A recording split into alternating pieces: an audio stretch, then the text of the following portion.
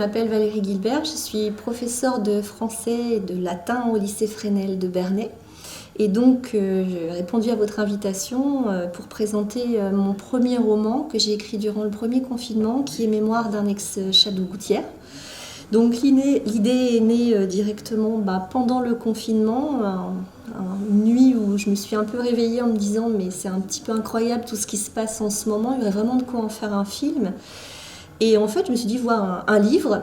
Puis l'idée a germé, moi qui suis enseignante et qui aime bien écrire, je me suis dit que c'était l'occasion de concrétiser quelque chose.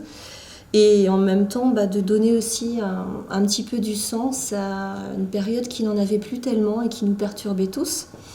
Donc ce qui a germé dans mon esprit, c'était un roman à 4 voix, en fait. C'est-à-dire 3 générations, notamment 3 générations de femmes dont je me suis pas mal inspirée. Enfin, mes sources d'inspiration, disons que c'était plutôt un peu ce que je voyais autour de moi, et plus particulièrement de ma grand-mère qui était entrée à l'EHPAD et pour laquelle c'était pas très facile d'un seul coup d'être coupée du monde, d'autant plus qu'elle venait aussi d'être veuve. Donc elle m'a inspiré le personnage de Lucette, donc qui est une vieille dame qui est partie en EHPAD et qui se trouve confrontée au confinement et qui peut plus voir ses enfants et ses petits-enfants, donc notamment Nicole. Un deuxième personnage qui est une femme retraitée et qui vit avec Yvon, son mari, et qui va accueillir donc sa fille Rose, qui est enseignante et qui se retrouve aussi en télétravail. Donc elle va l'accueillir chez elle durant la période du confinement avec son chat Moustache. Et donc à partir de là, on a les 4 protagonistes.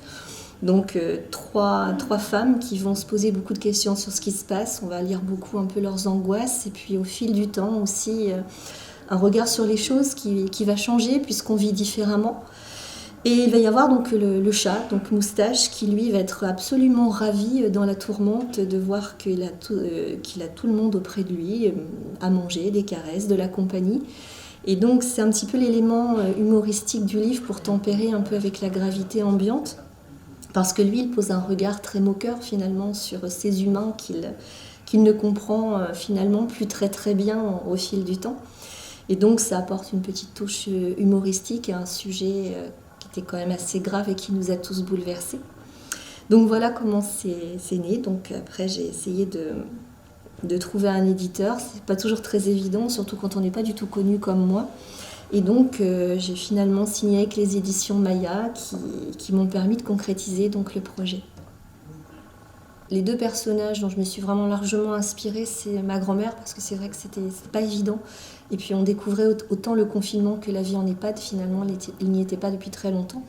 Donc je me suis inspirée grandement de son personnage pour écrire celui de Lucette. Et puis mon propre animal, donc Moustache dans le livre, Réglisse dans la vraie vie, qui m'a bien accompagnée, qui m'a permis de retrouver un petit peu de sérénité par rapport à l'événement. Après, pour les 2 autres personnages, donc Nicole et puis Rose, oui, je m'en suis un petit peu inspirée puisque Rose est enseignante et que on a vécu les mêmes choses finalement.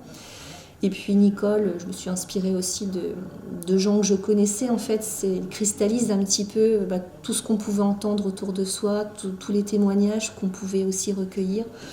Donc oui, en grande partie, c'est quand même pas mal. Enfin, je me suis pas mal nourrie de ce que j'ai pu ressentir et de ce que j'ai pu voir également.